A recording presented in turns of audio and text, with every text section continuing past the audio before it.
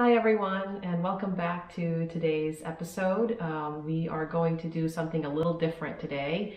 Not only are we going to be doing a recap of week 3, but we will also talk about some beginner tips for you, so give you some advice and suggestions for any new cyclists out there. Also, we're going to give you the week 4 summary, and last but not least, also give you a deal on a DJI product. And so stay tuned for that deal.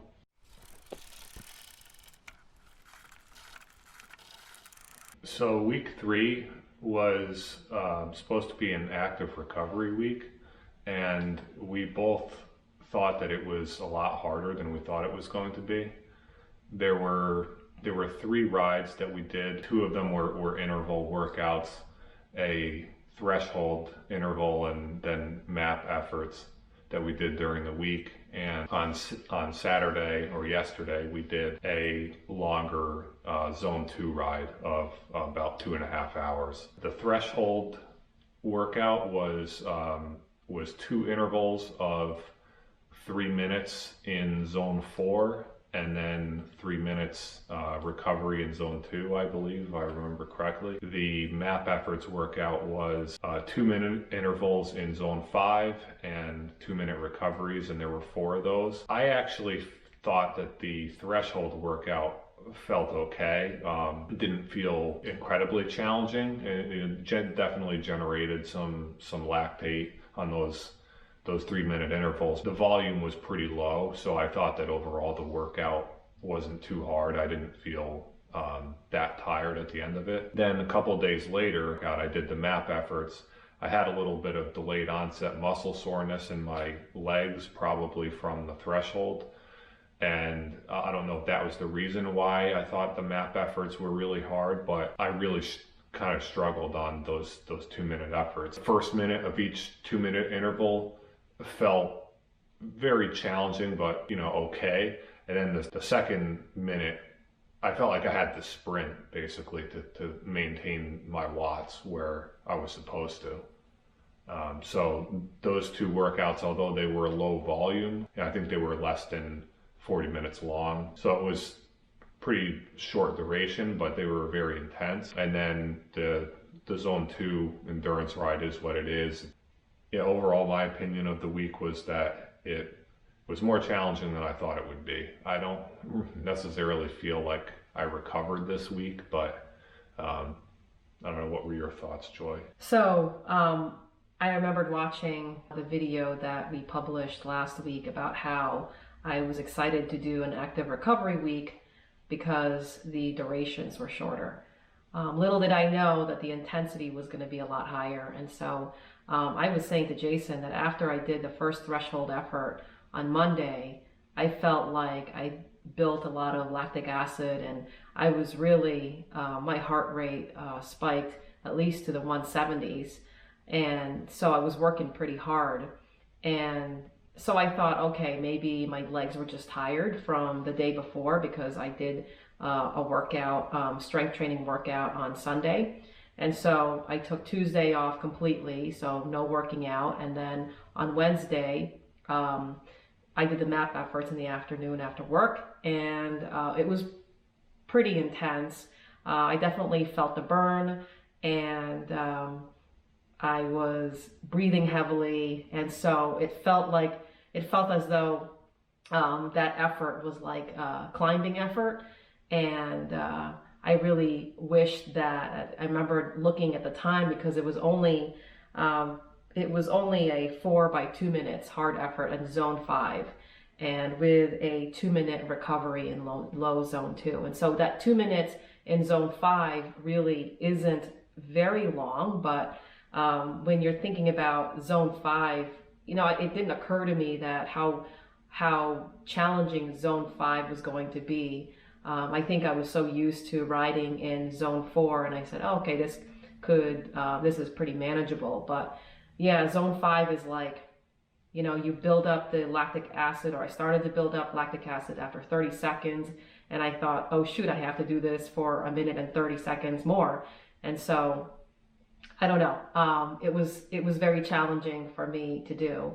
But yeah, no, overall, the active recovery week was good because everything was shorter duration. However, it is a little bit more intense, and so now I've learned my lesson. I think active recovery weeks are good, but also I have to prepare for the intensity. So, like I said earlier, we're going to try to change up the format that we are doing here, and so we thought it would be a good idea to kind of do some tips once a week for you guys who are starting, or gals who are new to cycling fitness. And so for this week, the topic is on motivation.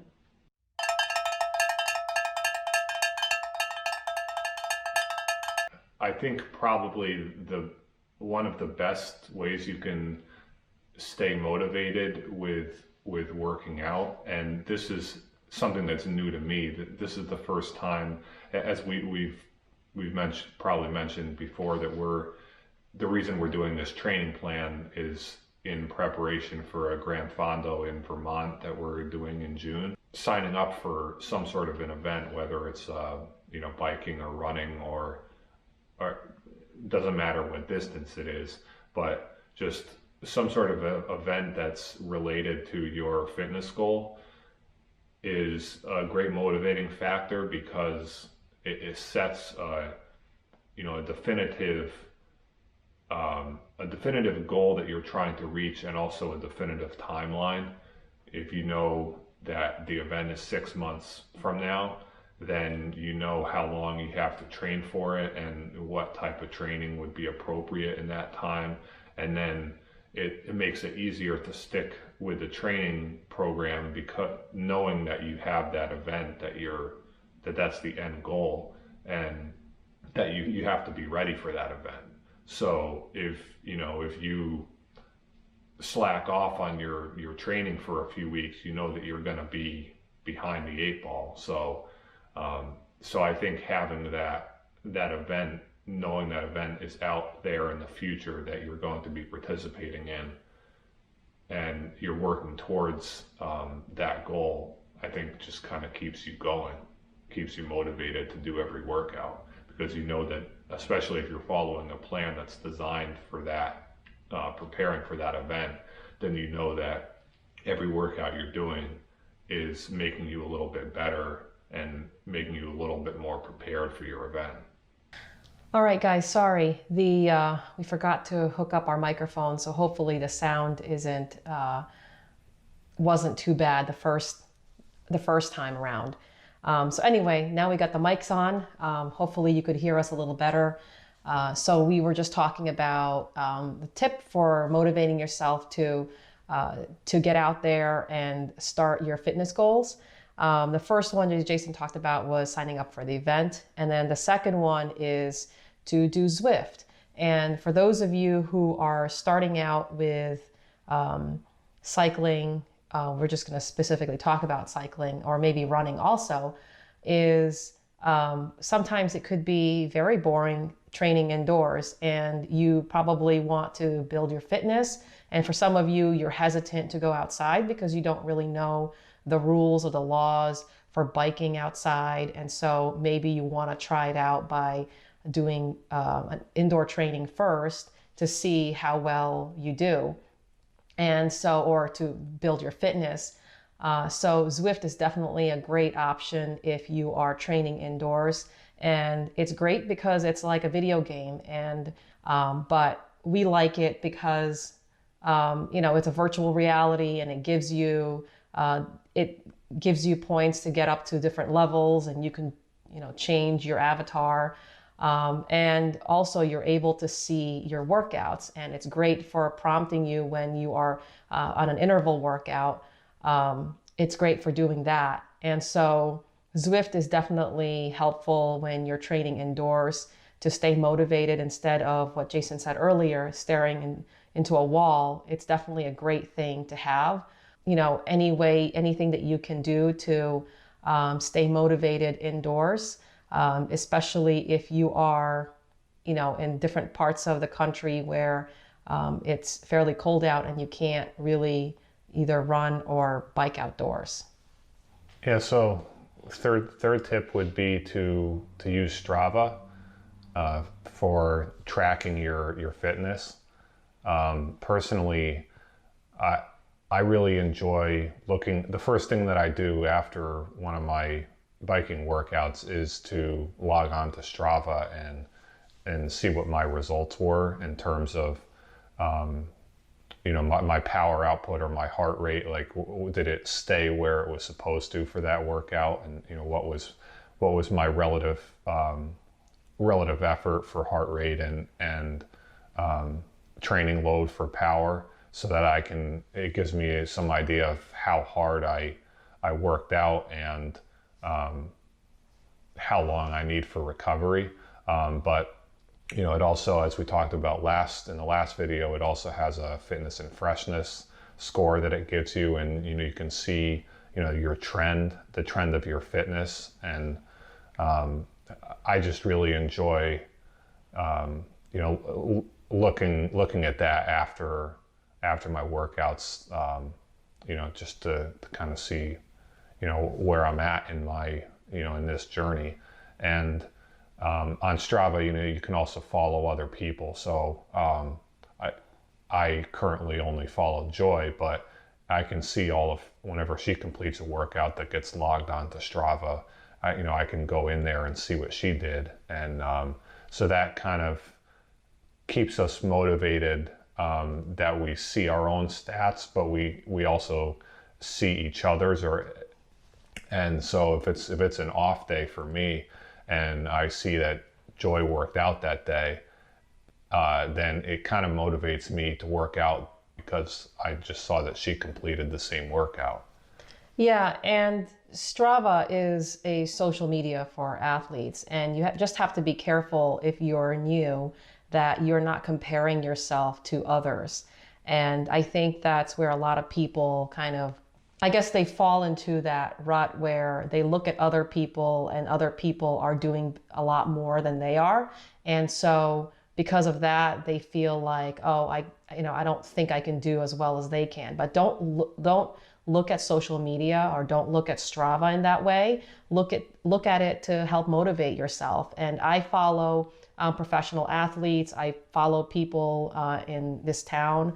I see them doing all sorts of things and crushing their goals.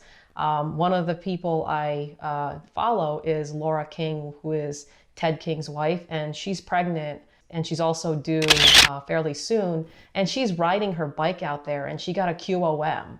So that stuff really gets me excited and motivated to continue to train, because I want to eventually get there with my fitness.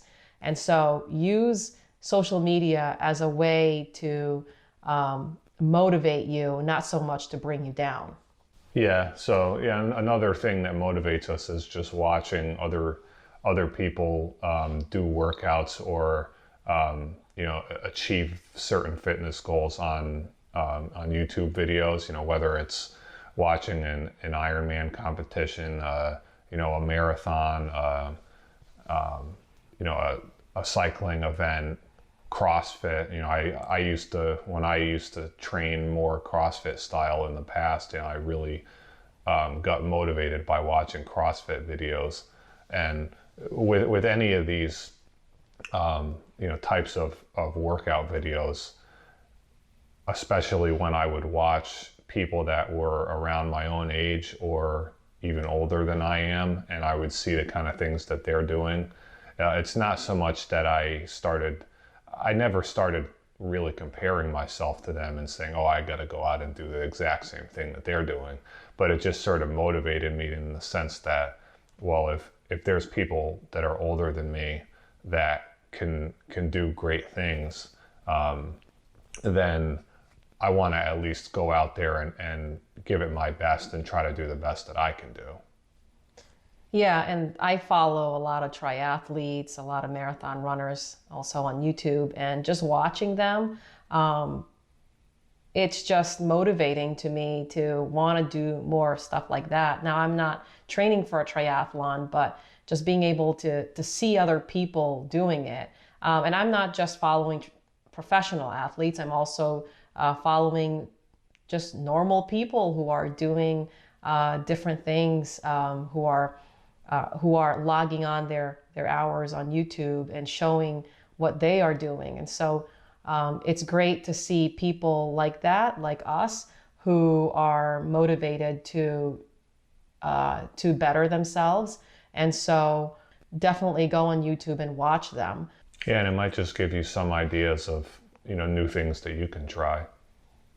So number 5 in our tip for motivation is follow a training plan. We follow a training plan just to hold ourselves accountable. I know when I first started with cycling and even running, I really didn't know what I was doing. When I first started running, I wanted to run as fast as I can, and I had a goal for each day that I'm going to be running faster than the day before. And so, and that quickly led to burnout, which is also not fun to experience, because then you feel like you can't do it anymore, which then you'll lose your motivation.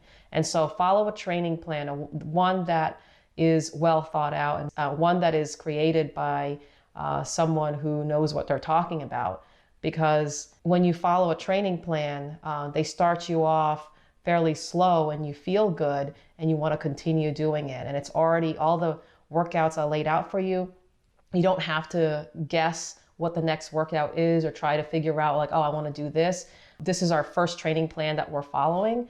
But I definitely think it's made a big difference in what to look forward to the next day, because that's already planned out for us. I don't know. Next week's plan, Jason will talk about.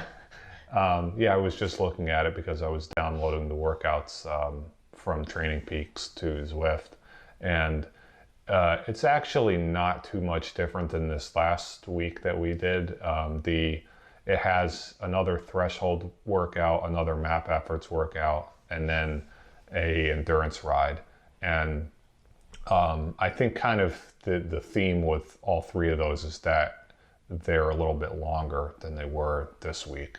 The endurance ride is going to be about 3 hours. So that's we're really hoping that it's warm enough outside where we can do that ride outdoors, because as much as we like Zwift, 3 hours on the trainer is just not fun any way you slice it.